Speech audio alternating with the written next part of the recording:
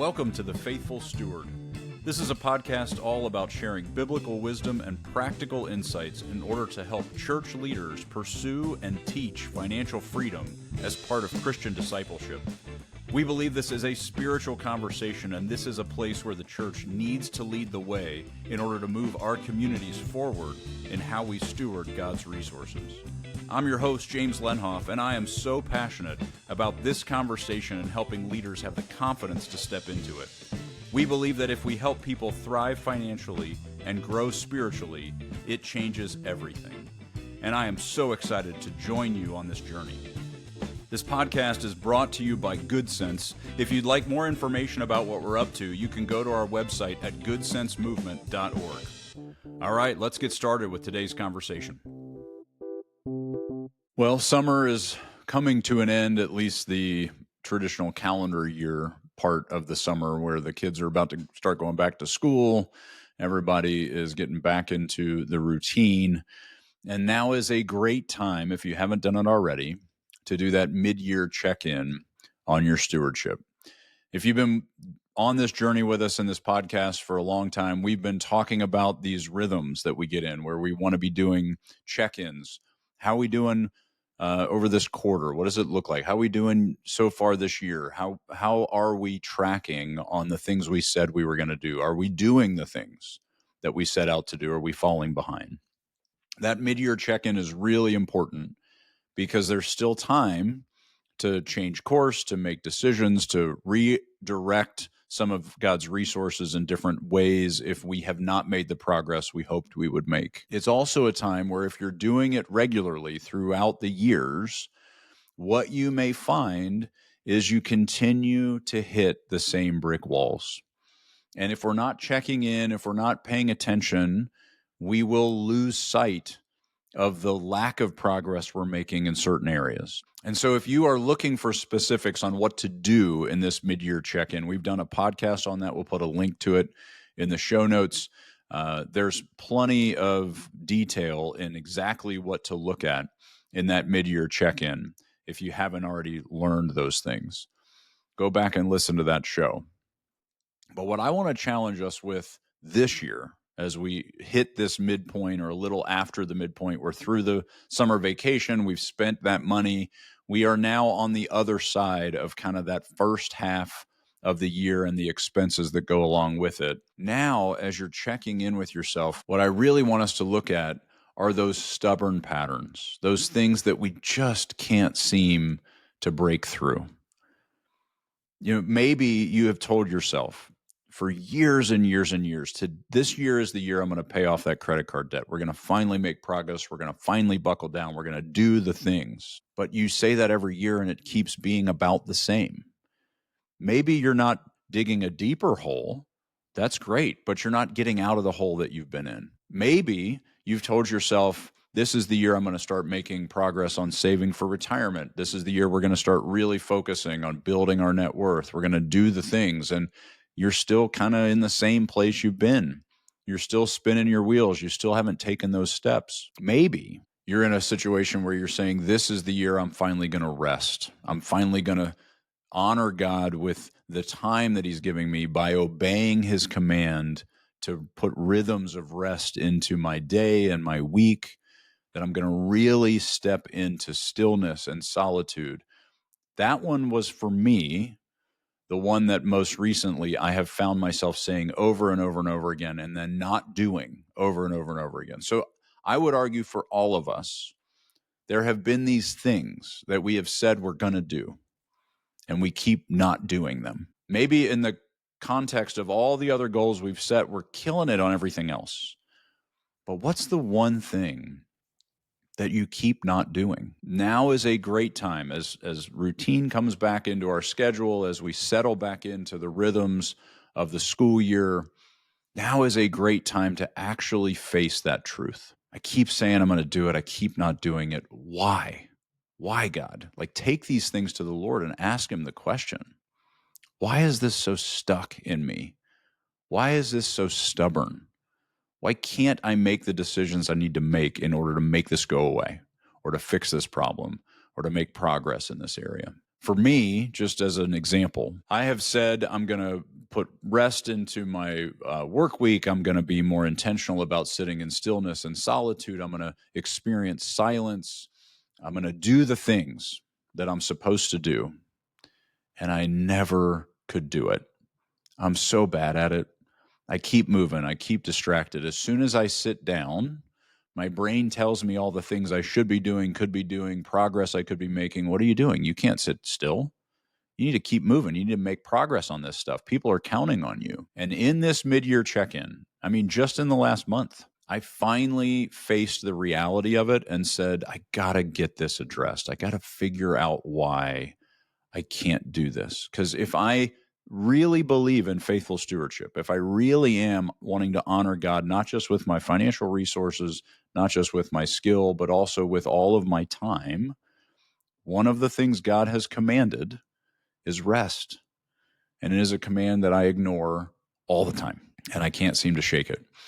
And so I actually went to counseling in order to understand, what is this? Why is this happening? And one of the things that came out of that conversation, for what it's worth, is that I realized that I have, for most of my life, all of my life, connected approval and survival. That if I don't keep everybody happy, if I don't keep accomplishing enough to keep everybody satisfied, meet their needs, rescue them from their pain, if I don't fix everybody's problems, then I won't survive. They won't approve of me, and I will perish. None of it makes sense, but it's the thought that was driving this workaholism and this inability to sit still. What I want to challenge us with is, what is that for you? If your thing that's stubborn and just won't seem to break loose is credit card debt, why? What is this perpetual hole that you're filling with stuff or spending? What's this habit you've created to medicate an emotion? What's at the root of that thing that causes perpetual spending of money that you don't have? Let's actually figure that out so that we can actually change it finally. Maybe it's an unwillingness to let go of status, because really, in order to get the credit card debt to go away, you'd have to actually move to a different house because the house you have is stretching you too far. Maybe you'd have to give up a car that you really love and that you find a lot of joy and identity in, and it makes you feel good. There's something in there. If we are perpetually finding ourselves unwilling or unable to make progress in these areas, there is something in there that is stubborn and stuck. And so we can keep telling ourselves every year at the beginning of the year, and this is my story, every year at the beginning of the year, this is the year that this is going to change. And I get to the end of the year and I look back, or I get to the mid-year check-in and I look at it and I go, nothing's changed. I'm the same. I haven't made progress here. What is it that would have to actually happen for you to really make the progress that you want to make? If, for example, it's saving for the future, it's just something that you just don't prioritize. Maybe it's because you don't believe that it's necessary, or that you don't actually feel comfortable building for future obedience, preparing yourself to be in a place to say yes to what God commands you to in the future. Wrestling with what is in the way is the only thing that's finally going to break through there. Maybe the goal that you keep setting is that you're going to increase your generosity, you're going to hit that tithe goal, you're going to make it to that 10% mandate, but you keep falling short. You keep finding reasons why you can't. You keep talking yourself out of it. Maybe it's because you've not felt this connection to the generous heart of the Lord. Maybe you haven't realized that selflessness and self-sacrifice in order to help others is delightful. That whatever this is that you're trading for, whether it's a house or a car or the status or a certain amount of clothing or your kids in a certain position in their school, whatever that looks like, your sports teams, those things feel delightful and they're more tactile, more tangible. And this idea of giving to 10% doesn't feel as joyful and delightful, but maybe it's because you haven't actually tried it yet. Maybe the breakthrough is to actually put aside the things that are getting in the way of that and then actually doing it. and discovering the joy and the beauty that's on the other side. What I want to challenge us with in this mid-year check-in is not to just go through the paces of, double checking how are we tracking and how are we building our net worth and what progress are we making on our debt. All of those things are really helpful and really important, and we should do them. But I would argue all of us have something in there that we keep banging our head against. We keep not making progress in. And I want this to be the year where we finally understand why. I'm not even arguing that it's the year that we finally solve it or we finally get to the other side of it. I just want to be asking the question, why is it there in the first place? Let's at least get to a place where we understand it so that we can start to then figure out what steps we would have to take to actually make the progress we set out to make. A lot of times we will make these goals. We've talked about this idea of directional versus destinational.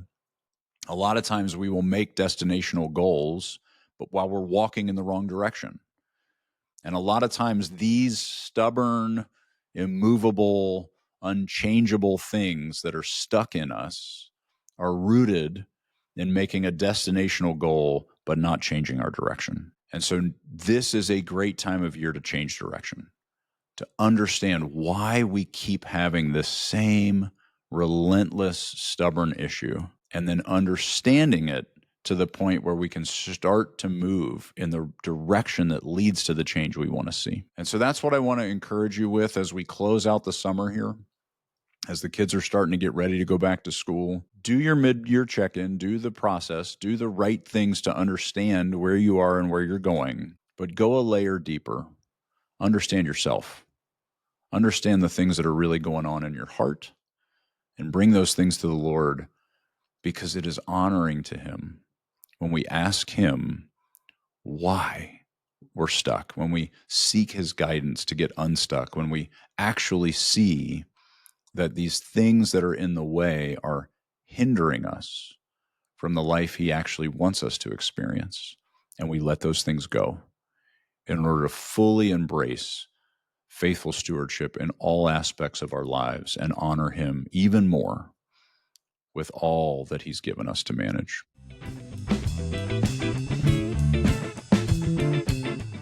Well, thank you so much for listening to the Faithful Steward podcast. Be sure to check out the show notes for links and other information that we mentioned in today's episode.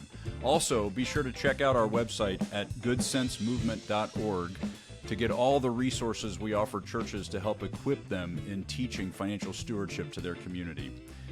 If you have any questions or any topics you want to make sure we cover on our show, you can email me at jameslenhoff@goodsensemovement.org. I'd love to hear from you.